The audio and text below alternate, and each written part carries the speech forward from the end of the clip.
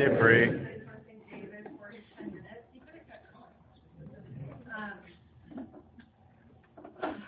you, Jackie, for asking me to participate in the Oscar welcome when I walked in. I've known Oscar my whole variety, and he's always been a really nice guy. The lighting is wonderful, the soft amber glow. Do I look good?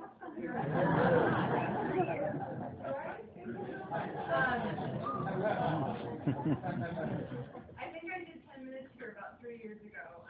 My sponsor, I came up, and you guys were just wonderful. I like the cake lady that walks around with a piece of cake. It's awesome. We don't have that in Pacific Group. We should implement that.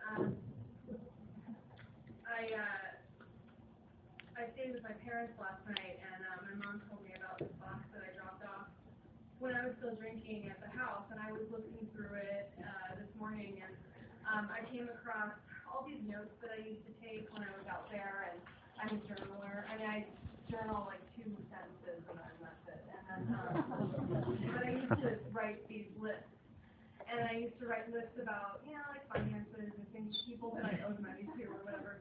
And there was one list in particular that caught my attention, and there were actually a bunch of these lists, and it was like ways to be happy. It was kind of embarrassing to even admit this, but it was, it was just like, how can I be happy? And it was like listing, have blonde hair, get such and such job, get married, like all these lists of things.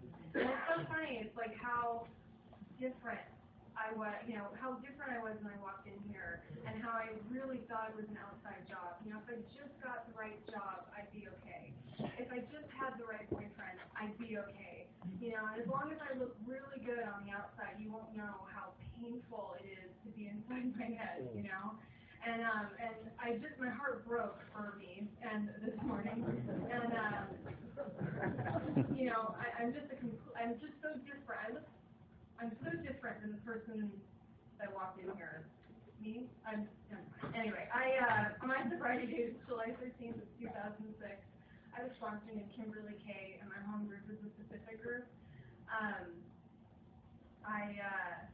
I'm also from Orange County. I grew up out here from the really beautiful part, though, called Garden Grove. I'm sure you guys have heard of it. It's like a waiting list to move in. Anyway. I grew up there. I have both my parents are still married. I have a younger brother who's just the apple of everyone's eye, the perfect guy. If you look up normal in the dictionary, like he's there with like a trophy, and that's my brother. And just to give you a little idea, I got sober in July, and then that Christmas came around, and my sponsor was Cindy Coleman at the time. And she told I didn't have any money for gifts, and she's like, I don't care what you get, and just wrap it. You make sure you wrap it. And so I had a friend that sold soap, and so I got a couple bars of soap together, and I wrapped it, and I went over there for Christmas, and I handed it to my dad, and he opened it, and oh, great. And then my brother comes in, hey, Dad, look at this. And it was like this really long whole thing that was wrapped, and he had taken an 8-week fly fishing pole course and whittled that damn thing out of a tree branch. Oh, my God. And I just sat there like, really? And that's it's still the same way today, but I think my brother got my dad like a motorcycle one year, and I showed up with like a puzzle, and whatever. And so anyway, I grew up in Garden Grove. I always felt different. My dad's a pilot, my mom's a pilot, my brother's a pilot, everybody in my freaking family's a pilot. I'm a hairstylist, and so but I always felt apart from, I had braces and headgear and a beautiful haircut, and I just felt different. And I remember, it's funny, every time I come here, it's like a blast from the past. I left at 19 and never looked back, and I was pulling stuff out of my room, and my mom used to make me wear remember those hair pieces, like the Madonna, I Dream of Jeannie, with like ponytail hair pieces. I mean, my childhood was like personal hell, like I would go to school with these hair pieces, and people would yank them off. And I remember, like, one time we went to take school pictures, and this girl, like, pulled it right off, and then the picture snapped.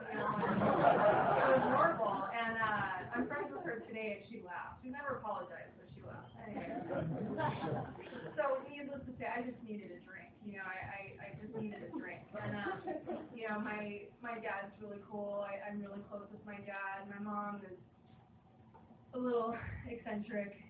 She was a nudist growing up, and she self-medicated, and I always wanted to know why your mom's clothes and my mom wasn't, and like not allowed to come over after the first initial like slumber party, and I didn't understand why. And my mom didn't have a lot of. She did the best that she could, and I don't know what kind of mental thing is going on with my mom, but she does the best that she can, and and she would always say, oh, they're just jealous of you. They're just jealous of you. Where's that wig? Put it on, And so I remember going to a party. I befriended this girl who's now an escort, and which is kind of like a hooker. I don't know. Anyway, I don't judge. Anyway, and Cecilia took me to this party. I was about 14 years old, and somebody handed me a tall, one of those red plastic cups, that we all know. Raspberry absolute vodka, and I downed it like I've been doing this for years, and I don't know, nobody told me how to drink that way, nobody in my family drinks that way, I just downed it, and I remember everybody chanting, she's hardcore, she's hardcore, and I'm like, are you kidding me? Like, that's all I want. I want to walk into a room and everybody just claps for me. I had arrived, and I didn't know any of that lingo, and that language until I got to AA. I just remember it felt really good. And I remember having 3 more of those cups of raspberry absolute vodka. And I woke up 3 days later in my jammies, and my mom asking those really hard questions like, what happened? And why is everything? And I didn't sit there and think like, I'm gonna do this forever. I don't remember anything. I just proceeded to do that every day. And people would ask me now. They ask me now, like, well, where'd you get money for that? And I would stand outside of Chappie's liquor on Chapman and Gilbert asking people to buy me alcohol, and I would do this incomprehensible, demoralizing things to get what I need. And I'm not proud of that today, but I would do that because I have to drink to get there, and I will do whatever it takes to get there. And I'm very resourceful. I bred rats when I was a kid, and I learned that if I took in a litter, I would get $12. So I had at one point 8 or 9 cages set up in my room, and I was breeding rats, and that was supporting my habit. And so, I do what you gotta do. And you just call me the rat. And so I was doing that, and I was doing those pitiful, incomprehensible, demoralizing things, and with weird-looking guys, and I'm sure some of those guys are in this room. I don't know. Just kidding. And the things started to happen. Things were starting to happen to me. I mean, just like with any kid that would do those things. I was dropping out of. I wasn't going to school. The police department knew me by my first name. My mom and I would get into fist fights, and they would have to come over, and I'm not going to pick up. And I got to keep going. And and so I wasn't going to class, and people were just looking at me like, what is wrong with you? Like, what is wrong with you? Like, tell me, and there were so many people that cared about me, and I just didn't care, like, and I couldn't hold it together, and I drank every day until I was 16, and I went to one of those wilderness-like programs that you can hear about, and I was sent to the great state of Montana because that was going to fix me, and I remember getting there. I was there they told me I was going to be there for like 10 months, and are going to clean up and send you back home, and I was there for 2 years, and I was so defiant, and I was kind of introduced to the 12 steps while I was in that program, but it was different. It was all out of order. I remember standing on a chair, kind of in a room full of people like this, as many people, and I would like read off my inventory, and like I had some stuff on there, and I remember when I left there, they never told me get a sponsor, go to meetings. They were just like, there you go, good luck, and I had no clue. I was 18 years old. I had just graduated high school, and I had no idea what I was going to do. And I walked out of there, and I was so resentful at that program. And I'm so grateful today that I was able to be at Alcoholics Anonymous a chance, because I was taken through the steps the right way, or the way that we do it here in the Big Book of Alcoholics Anonymous. And I had a spiritual awakening, and I had those things happen for me that have saved my life. And if you're new, just make sure you get a sponsor that will take you through the steps and in the book, like just the way Bill and Bob did, because that's what works for people like us. And I left there, and I did what my best thinking was get back together with my high school boyfriend. And so I moved in with him and his parents, and in Garden Grove, and they're from France, and I don't speak French, and they hated me, and so they never spoke English. And so I was there around these French people, and I just had no idea. And I'm a hairstylist, and so I was going to beauty school. I got my license, and I was working, and I wasn't drinking. I stayed dry for 2 years, and that's hell on earth, and that was awful. And I would pick fights with my boyfriend at the time and beg him to take me back. I would pack up all my stuff and say I was going to leave, and I would make him beg me. And at one point he was just over it and stopped begging me, and I'm like, oh, okay. And we were getting married, and we moved into a house. And one night, this is what happened. And I went to work. I went to work, and I went to the bank to break a $100 bill. And I walked up to the teller, and she wasn't counting my change back to me. She was just handing it to me. And I would push it back. I'm like, you need to count that money, because I'm something or somebody, And she wouldn't do it and I lost it. And I was throwing things at the partition, between me and the teller, and the cops were called, and I drank that night. And I'm really grateful, because I really thought that I would kill somebody or myself, and if I didn't do that. And shortly, I don't know how many days after that, but shortly after that, my fiance's family came to have dinner with us. And I excused myself from the table to go get ice cream, and I never went back, because that's how I roll. I'm that person. And the really bad part about that is that he works for my dad. And so it's not like I got far, but I just left, and I ignored him, and I went back home to my parents' house, because I can't face my problem. I just want to go away, and I want to pretend it's fine. I just want to pretend that it's gone, and I want somebody else to fix it or something. I can't, and so I had nobody though. I had no friends. I had nobody, and there was MySpace at that time, and I found a friend from summer camp through MySpace. I hadn't seen her since I was 8, and I'm like, hey, remember me? I'm going to move in with you. And so she let me move in there, and I packed up all my stuff, and I moved to LA. I was 19, and I moved to LA, and I proceeded to completely run through her and her mother's life.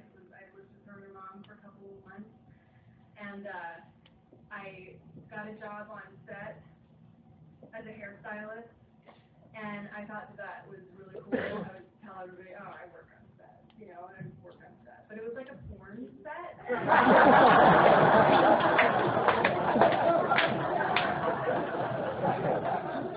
And it was it was amateur. And so and I don't even remember getting paid. So it was really bad. And, and I would go, and I would, there's a lot of drugs and that type of thing. And I guess I would go, and I would constantly cross the line. I would get up in the morning, and I'm like, okay, I'm not going to do A, B, and C. And I would do A, B, and C for the first 5 minutes of me being there. And, I would just get kicked off sets, and to the point I couldn't find a job. And I would go home, I inherited a bunch of money in that time, and I blew through all of it. And I think I paid taxes on it, and then I didn't file, and I was paying taxes until last year. Finally paid that. Anyway, and I blew through that money. I had absolutely nothing to show for it, and I would go home, and I would drink vodka, Gordon's vodka, because would just sit there and just cry, and I couldn't stop drinking. And I would watch Friends reruns until they were my friends. I watched Friends. I'm so crazy. I need a 12-step program just for Friends. Like, I know every episode by heart, and my husband thinks it's hysterical because he'll turn it on and I know the words. It's really weird. And I just sat there and studied it and watched it, and then I finally found a little job at a barber shop, and it was like the barber shop, and then a couple doors down was my apartment, and then a couple doors down was the liquor store. And I'm 21, 22 years old, and my life is so small. I would get up, I would go to work. I would get up, I would go to the liquor store, get what I needed, go to work, and then I would do some highlights or do whatever I needed to do, and then I would do highlights, and then I would leave them in the chair to go drink. And that was my best. I'll be back, and I'd never come back. And because I can't really work with people sober. I don't care about your day. I only care about my day, and Ross and Rachel and Joey, and so.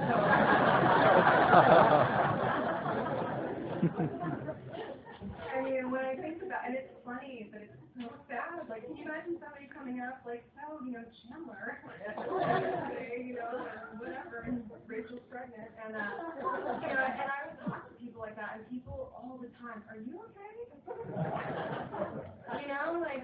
What's wrong with you? And all the time, and I would be passed out in the bathroom, and I don't know why I never got fired from that job. I think it's because my boss was also an alcoholic, and we would throw parties at that salon, and I remember passing out and coming to in the middle of Santa Monica Boulevard, in the middle of the street, just crazy town. And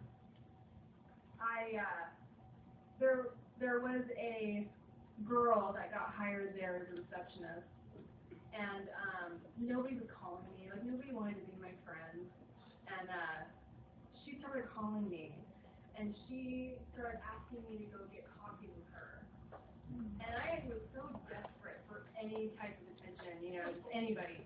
And so I would go get coffee with this girl. And she never said that she was sober. She never said anything. We just never went to a bar. And I would always be like, hey, let's go get a drink. Let's And she would go with me, but she would never drink. Oh, I have to work tomorrow, or whatever excuse she'd give me. And a couple of weeks would go by, and then she asked me if I would go with her to a meeting where she was celebrating 7 years of sobriety. And I'm like, whatever, sure. And I walked in, and it was the Wednesday night Pacific group meeting, and there were peeps and smiles and people, and I walked in, I walked out, got stoned, and then I came back in. Because I can't deal with you when I'm sober. I don't know, I don't have tools, I can't. You want to know my name? I can't do it. And you want my phone number? That's just too hard, And how are you? I don't know. Get away from me.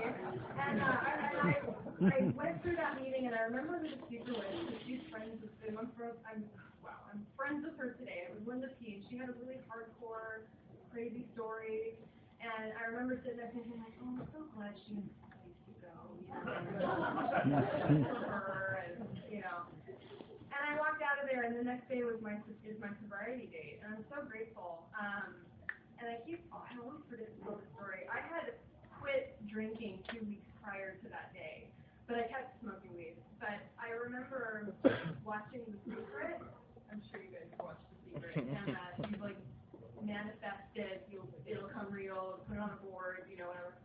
And I'm like, if I throw a party for 4th of July at my apartment, if I get all the stuff, people will just show up, right? I didn't invite people, but if I manifested it, it would happen. And so I got up, I got all the stuff, I had this party, I had my dog, and I just started drinking, and of course nobody showed up, but I remember sitting there I am really bad. This is really, really bad. And I didn't drink from that night, but I kept smoking weed because I can't stay sober. And so I started going to these Pacific group meetings, and I'm so grateful that I kept going. That I didn't get a sponsor, and I just showed up. Because there were cute guys there.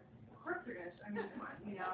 And I would go to these meetings, and I was living on self-will, and I was a self-will run riot, and I would dress up really inappropriately, and I would go to these meetings. I had hot pink hair. I had a hot pink mohawk and piercings all over my face, and I'm really heavily tattooed, and I thought that would just kind of like keep people at a distance, you know, because I don't want you to know that I'm really scared. I'm completely freaked out by you, by everybody. I don't know how to live life, and I would show up to these meetings, and I was just a train wreck. And I remember one day I woke up, and I'm like, you know, I think I'll tell my mom everything she did wrong. Growing up. I think I'm going to do that today. And, you know, had I had a sponsor, that probably would have gone a little differently. But I drove down, and I walked in, and I proceeded to tell my mom everything she did wrong. And we got into a huge fight, and I punched her right in the face. And then I left. You laughing. I like it. No, I left there, and I remember thinking to myself, if I don't stop living this way, if I don't do what those people in AA are telling me what to do, I'm going to die. I'm going to die. I'm going to drink and I'm going to die. And I don't know why I thought those things, and I believe it's the grace of God. Because I didn't believe that 10 minutes before, but all of a sudden there I was thinking that. And I drove home. I went to Sunday Night Ohio, and they called on me to share. And I don't know why I shared about what was really going on that night. I don't know why I got really honest, but I did, and I was so afraid. I got up there, I said, you know, I punched my mom in the face, and I think I'm going to die. And I got down, and I knew everybody was going to tell me, you know, don't ever come back here. You know, like, you horrible person.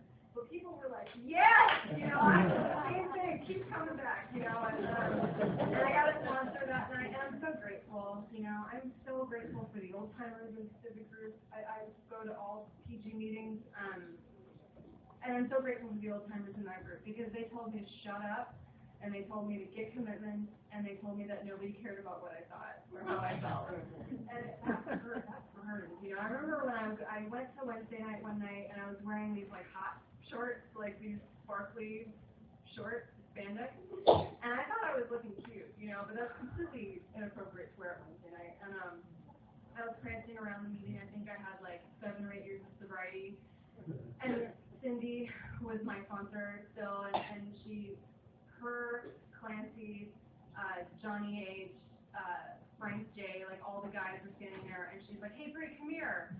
Where's your pole? Where's your strip club? And I just sort of stood there. I went from like, oh, you know, and they proceeded to completely rip me apart. Oh, look at you know, and they just kept going. I can tell you that I never trust that way again, you know, and I tried to not dress that way, and I'm just grateful for those things, you know, I don't know how to live. I don't know what the right thing to do is. I think that I do, but I really don't. And I'm grateful for strong sponsorship. You know, just to tell me like the simple things, like how to balance a checkbook. I mean, who knows that stuff? You know, like how do you get a job? I don't. And I was unemployable for my first year of sobriety. I would go in. I think I applied at every single salon in LA. I swear, like I would just walk in and it's like. The hairstyling community is so small. Like they would see me coming, close the doors, you know, like don't let her in. And I remember one girl was, you know, she was interviewing me, and she said, "Do you know Jerry so and so? You worked for him?" And I said, "Yeah." And she said, "Please leave my salon." You know, and I was that employee. People did not want me working there. And but I kept taking the actions. I kept making my rounds. I kept applying, and I just couldn't find a job. And finally, Frank J and Peggy called me one day, and they asked me to if I wanted to come work for them. And I don't know if they needed me to work there. I don't know if they needed help with what they had going on. She started a makeup brush company, and she asked me to come help manage her business. And I spent every day during the week, 5 days a week, at Frank Jones's house. And if you know Frank J, he's super sweet. And not. And I remember I would drive up, and I'm brand new, you know, I don't know what's going on. I would walk up, and he'd open the door, and he'd be in his pajamas or his boxers. Oh, really, Bree? You're still sober? Oh my God, you know, he was just keep going. And he's Peggy, look, she's still sober. You know, you owe me $5 or whatever, right? And, you know, and why is this happening? You know, I walked in, I was trying to do my job as best I could, and I'm so grateful for that man because he really saved my life. Peggy is amazing. She's a woman of God. She's very spiritual. And, you know, we'd be sitting there and all of a sudden she'd bust out speaking in tongues, you know, and I'm like, what is happening? You know, and that would happen, and then Frank bitching about something, and, you know, he would take me out. They had a shed, and they just moved to Texas. But in their house that they lived in for a long time, they had a shed in the back, and it was filled with pictures of people in the program. And he would show me pictures of all these people that died drinking, that they got sober, but they died drinking. And I learned very early on that this is so deadly. People die of this every day. And I'm just really grateful for that guy. And he kept saying, this is going to be you. You know, this is going to be you if you don't get your act together. And like, and I got it, and I'm just really grateful. I got to a year. I had my watch.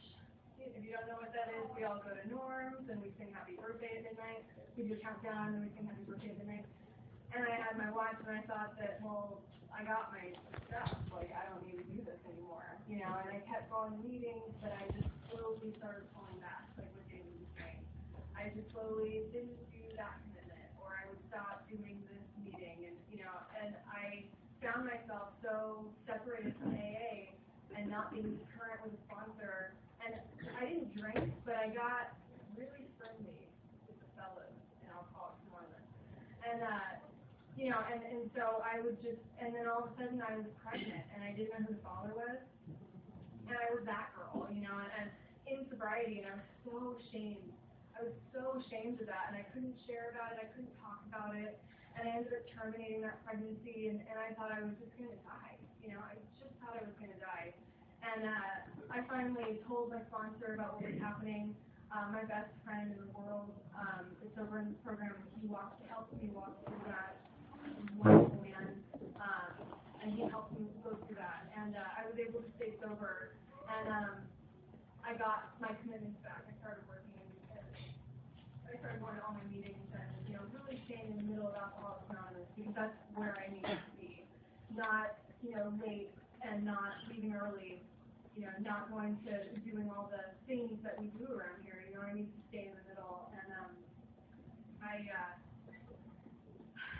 I stayed sober, and I met this guy. He says that we met at Saturday Way of Life, but I think that we met at Sunday, Ohio. That shows you how self-obsessed I am. And, you know, we started dating, and it was like we would date and then break up and date and break up, and it was just a nightmare. And we finally started dating for real, and we got married 2 years ago, and everyone that we loved was there, and everyone was sober in AA that was there. And we got married at a silent movie theater, and it was really fun. And, you know, right before that, I had gotten really sick.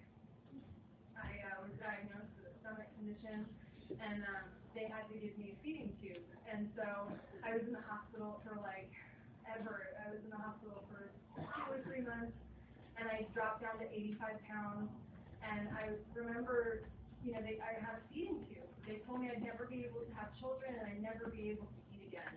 And I was devastated, you know. And I remember being in the hospital, and people were just like always there, you know. And it was people from Pacific Group, it was people that I knew from AA, and there was always somebody there every hour on the hour to hold my hand.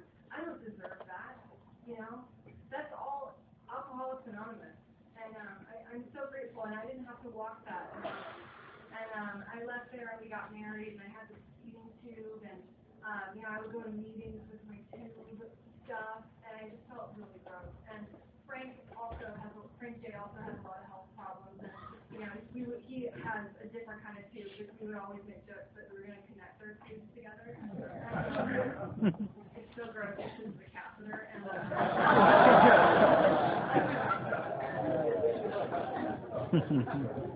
you know, and I was so thin, people didn't recognize me, you know, like he was just, and those jokes really kept me coming back, because I just didn't know I didn't know what to do, but I kept coming back, because that's what I was taught here. And my sponsor walked me through that, and people were picking me up and taking me to meetings, and I'd walk around the head full with my feeding tube stuff, and I know.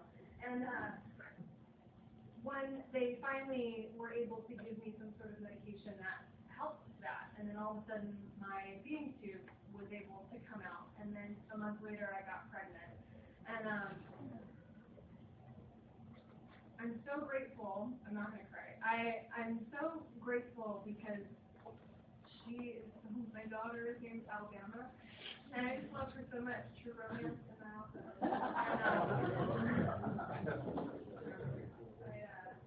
I'm just really grateful. She's amazing. She's almost a year, and she's just the best thing that's ever happened to me.